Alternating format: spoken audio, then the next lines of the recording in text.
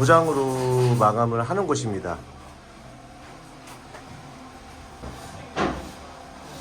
보통 보면 여러분들이 살고 계시는 집에 도배를 마감을 하든 페인트를 마감을 하든 항상 터지는 곳이 있고, 그 부분만 비 오는 날이고 습한 날이면 꼭 그 부분만 네바리 자국이나 초베지 자국이 나는 곳이 있습니다.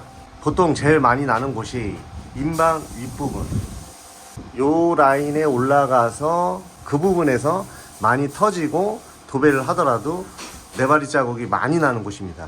그리고 지금 이곳은 등박스가 없지만 등박스가 있는 부분, 끝에 부분, 등박스가 있는 연결되는 부분에 그런 자국이나 그런 터지는 곳이 많이 발생을 합니다.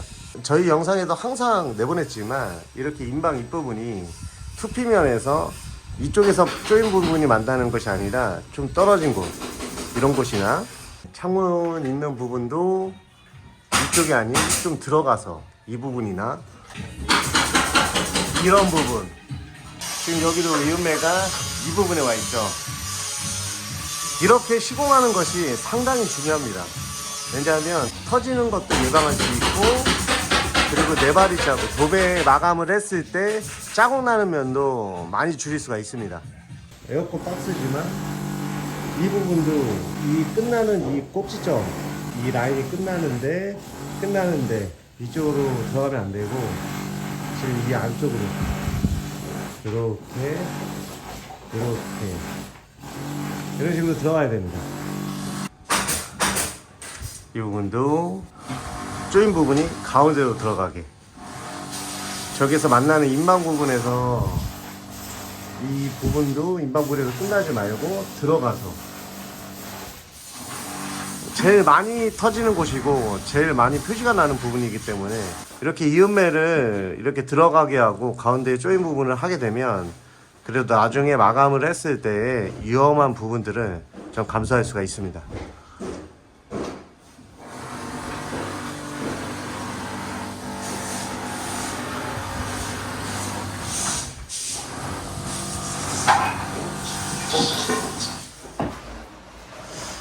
이렇게 보시면 지금 방통이 쳐지기 전인데 콘센트 라인이, 콘센트 나와 있는 부분이 지금 바닥과 200 차이밖에 안 납니다.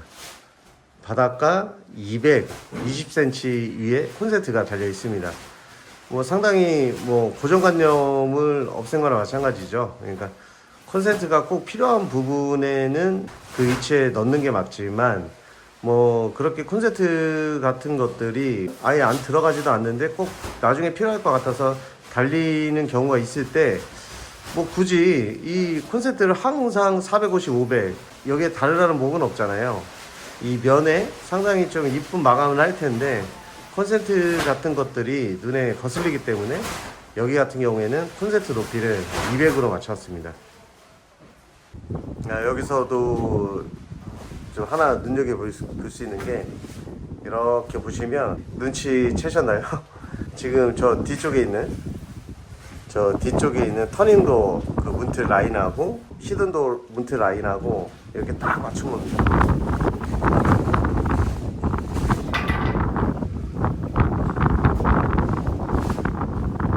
지금 여기 같은 경우에도 저 뒤쪽 창호가 붙는 가운데 라인하고 여기 들어가는 히든도어 라인하고 이렇게 딱 맞춘 겁니다.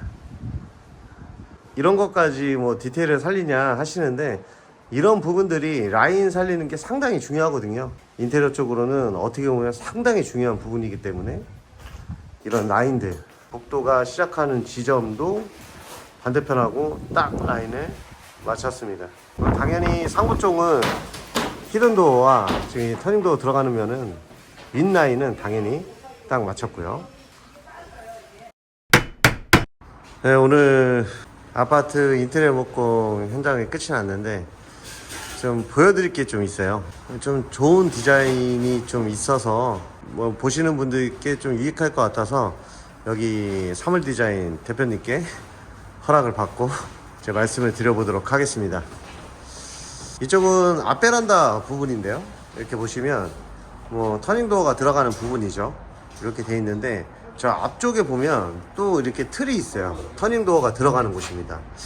이곳은 왜 또 터닝도어가 들어가냐면 거실이나 이제 그 방 같은데 이게 시스템 에어컨을 천장에다가 설치를 함으로써 이제 실외기 양이 좀 많아지잖아요. 그렇기 때문에 실외기실을 만들어 놓은 겁니다.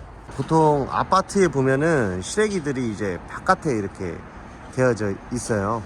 한두 개 정도가 더 들어가기 때문에 실외기가 터닝도어를 설치를 해놓고 실외기를 넣으려고 합니다. 여러 개폐가 되는 샤시 문이에요. 이렇게 해서 닫히기도 하고 이렇게 해서 열리기도 하고 이런 식으로 해서 실외기실을 만들어 놓는 겁니다.